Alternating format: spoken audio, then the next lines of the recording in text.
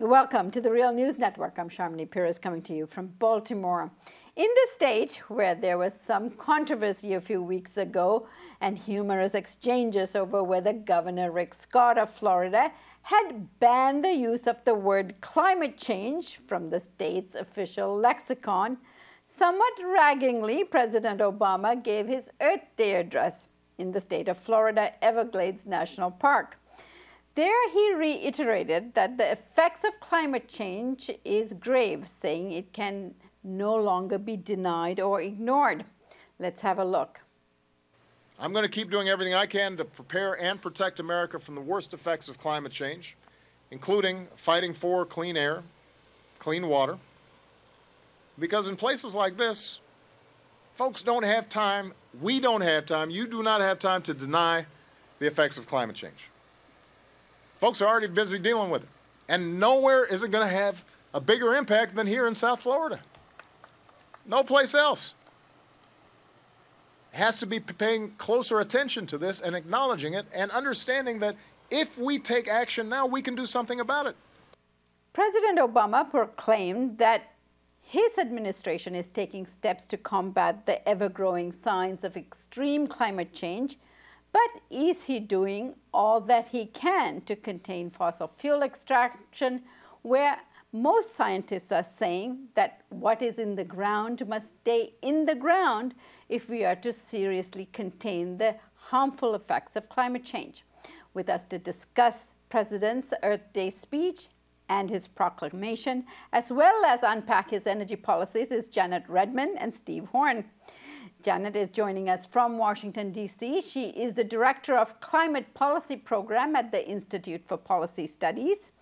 And joining us from Madison, Wisconsin is Steve Horn. Steve is Research Fellow for D-Smog blog and a freelance investigative journalist. Thank you both for joining us today.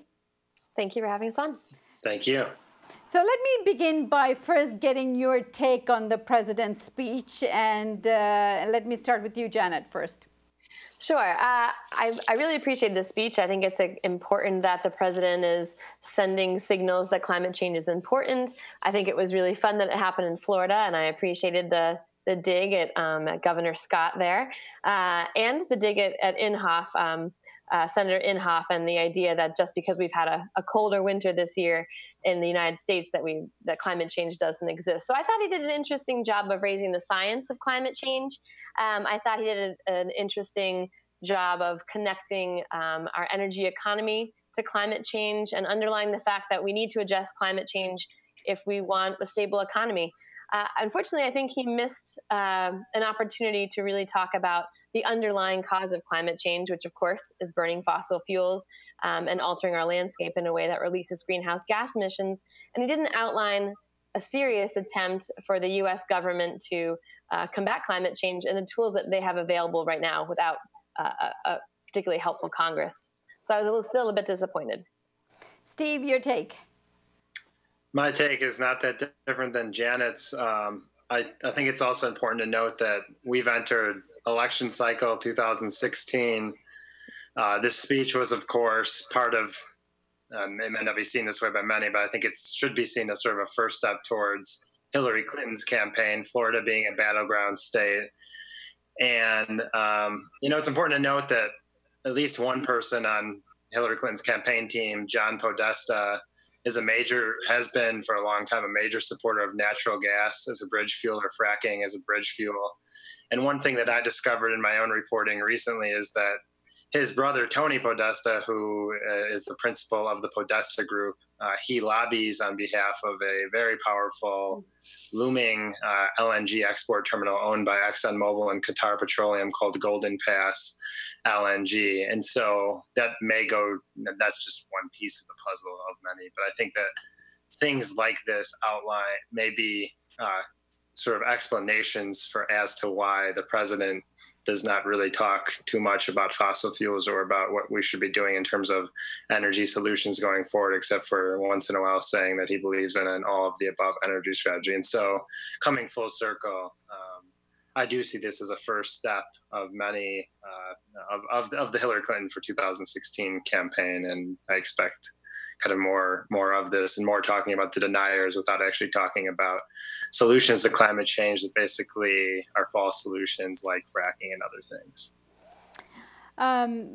Steve and Janet, while it is really good to see President Obama taking and making such proclamations on Earth Day, President actually this week also announced a new agenda to modernize energy infrastructure.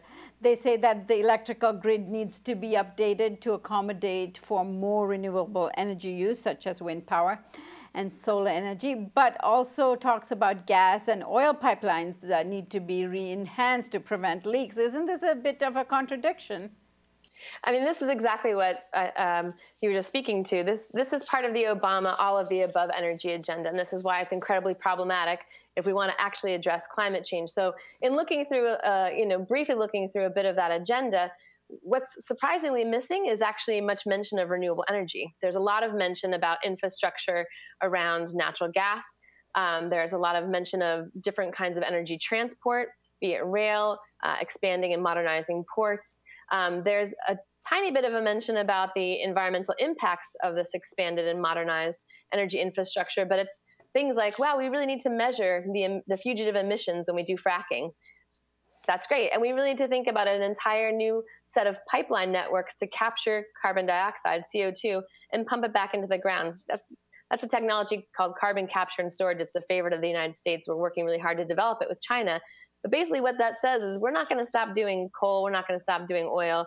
We just want to capture the pollution, stick it in the ground, and call the problem over. So I really take issue with the idea that this modernization of energy infrastructure has much of anything to do with renewable energy.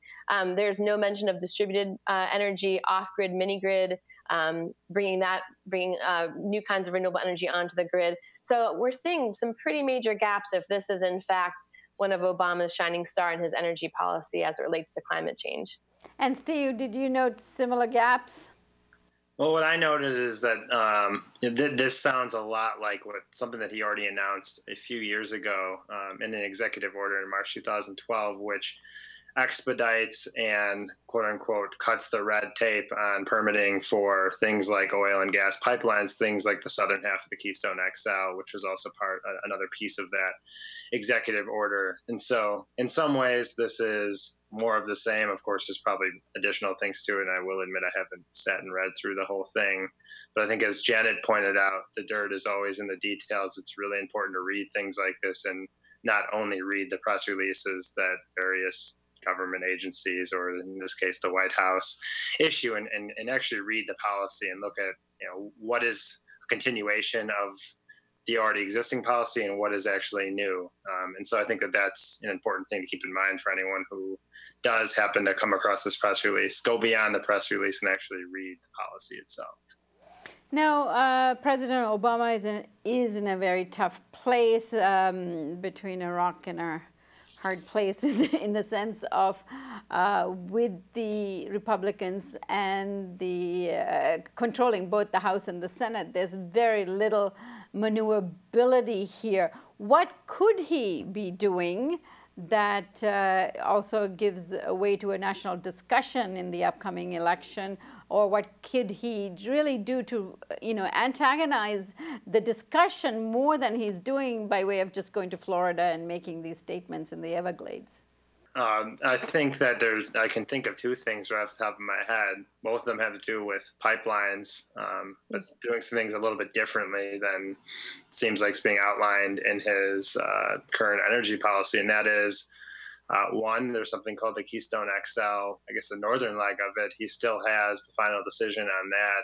If he's serious about climate change at all, of course, the tar sands are a carbon intensive batch of heavy diluted bitumen, or as they're called, tar sands, that James Hansen has called a fuse to light a carbon bomb. So the first thing you can do is nix that. Second of all is, I think something that's kind of flown under the radar, a different pipeline. It's called Line 67 that also crosses the border.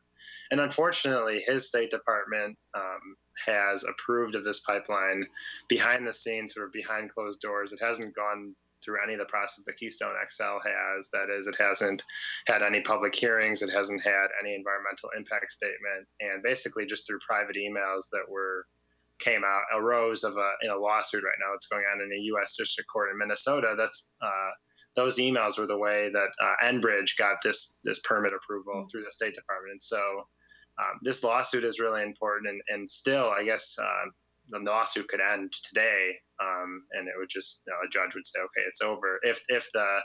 Or maybe there'd have to be a new lawsuit if Enbridge filed suit. But long story short, if the Obama administration said actually we're nixing this pipeline, then it would kind of just be the same as Keystone XL. And both of these things would be signals that this administration is more serious or getting more serious about climate change. But for now, those still hang in the balance. Janet, what do you think he could be doing? Yeah, I think I'll just pivot a little bit to the international world. He mentions this in a speech. This is actually the year that we are joining 195 other countries to negotiate the next climate deal, the next global climate deal that would follow on from the Kyoto Protocol. That negotiation is happening in Paris at the end of this year. And right now, Obama's talking tough and saying, the U.S. will show leadership in these international spaces. But the reality is that the U.S. is pushing a model that would tear apart the kind of regulation we've had in place since 1997. He's basically saying, let's do this idea of a pledge and review. Every country will come with a number they think is great. We'll put it on the table. We'll look in 20 years and hope that we've actually saved the planet, instead of what many countries are calling for, which is, let's look at the science. Let's decide how much we have to reduce emissions. Let's divvy that up, and then let's have an enforcement process that enables us to say, you have to do what you said. So Obama could stop pushing a pledge and review process, could talk about legally binding action that actually reflects the science that folks like James Hansen are saying, the kinds of reductions that we need to have country by country level. The other piece that Obama is not doing a good job of signaling or bringing to the table is about climate finance, the money that the U.S. morally and legally owes developing countries to help them both adapt to climate change, largely a problem they're not responsible for, especially the least developed countries, but also helping folks move to low carbon development pathways. So this is the idea that in many countries, there are people who don't have access to modern electricity. So the kinds of things we enjoy here in the United States, it doesn't mean they have to go without, but it means that they'll need support to move past the cheap coal era that we were able to develop our roads, hospitals, schools on the back of. So both climate finance and delivering much more aggressive targets and a process by which we're looking at a real climate deal, not a kind of collection of a decentralized proposals for action that people think they might want to do, as opposed to what the science dictates. Obama can push that. Right. And then the other issue is really public lands being used for fracking. I mean, it was ironic that President in his speech, was really appealing to people's sentiments, talking about the next generation, providing passes for public parks for children so that they get to enjoy the natural wonders of the United States. But at the same time, he's making all sorts of leases and deals with the private sector to do fracking in public lands. And this is an issue you followed very closely, Steve. Can you give us some examples of the contradiction here? Well, I think we have to look at the National Defense Authorization Act of 2015, in which, first of all, both chambers of Congress on a bipartisan basis, and then the president signed off. Of course, it's a much broader bill than just this issue, but one of the sections dealt with expedited permitting on public lands for oil and gas extraction. So in the case of the United States, since 90% of that is fracking, that means fracking. And so that's what we're dealing with. This is now part of law in the United States, and that's what will dictate what happens going forward, unless a bill arises to reverse that. And in this case, there actually is a bill being proposed to reverse that. It was announced, first of all, back then during the previous session of Congress by U.S. Representative Mark Pocan, who's actually in my district in Madison, Wisconsin. And then he just announced it again with Jan Schakowsky of Illinois. Both of them have announced a bill that would undo that and basically ban fracking on public lands. And so unless something like that happens, or something in between what exists now, which is expedited fracking on public lands, what we have now is a regime that expedites permitting fracking on public lands. So that definitely obviously contradicts Obama's sort of high-minded talk about taking care of public lands in his speech today down in the Everglades. And let me give both of you a last comment, and that is in relation to both John Kerry and President Obama. Do you think that these two people who really want to spearhead and do something about climate change is being impeded by any issues related to power, money, and electoral politics these days? And I'll start with you, Janet. Yeah, sure. Certainly. I think we all are pretty aware that with Citizens United, even before Citizens United, the private sector has unprecedented access to our decision makers and influence our decision makers through their dollars. It's no secret that the oil, coal, and gas industry, the fossil fuel sector, is incredibly profitable and is able to continue pushing rule rigging that is in their benefit and continues to rig the rules in their benefit. That's part of why Keith Ellison and Bernie Sanders today introduced a bill to cut about $135 billion of taxpayer subsidies to the fossil fuel industries over the next 10 years. So I think absolutely Obama, Kerry, Jack Lew are in some ways very constrained by the fossil fuel industry. They're constrained by thought leaders in the right, like the Koch brothers, who are also advocating for a greater role of private sector, for expansion of the fossil fuel energy economy. Those things all being true, I think politicians would be smart to also listen to the groundswell of voices that are saying, we want a clean environment, we want a healthy economy, we want a legacy from our leaders that actually recognizes that future generations are going to be holding leaders to account over years, and that this problem is unfolding today in our communities. It's actually climate change has been impacting our communities for quite some time. Maybe just naming it as climate change, but people are getting way more savvy to the impacts in their own personal lives and their families' lives. I'm hoping that this will help politicians be a little bit braver in their ability to stand by what they say is their dedication to the American public and to our environment. Steve, last word to you. Last word for me is that I think that sort of exhibit A of the stranglehold that multinational corporations have over the U.S. and global system right now is the deal being negotiated right now and sadly spearheaded by the president, that is the Trans-Pacific Partnership. And basically, once again, if this thing passes, all bets are off, and almost everything he talked about down in the Everglades would be null and void. In that this deal in particular gives so much power to multinational corporations over basically every nation state. It makes multinational corporations akin to a global arbiter and the global hegemon over all nation states, and the power and the legal power it gives, even though there are sections of it that pay homage to environment. They're all contradicted by other sections that say that multinational corporations have a right to sue if X, Y, Z happens. So I think that that's just yet another thing that is a troubling sign of President Obama's, the Obama administration at large's dedication to environmentalism, of tackling climate change in a serious way. And I think that that's probably one of the top grassroots environmental battles going on right now in the United States, even though it's not always talked about in terms of being an environmental battle. It definitely is, and in terms of what its consequences will be if it does go through, and if fast track authority goes through, et cetera. Steve Horn, Janet Redman, thank you both so much for joining us today. Thank you. Thanks a lot. And thank you for joining us on the Real News Network.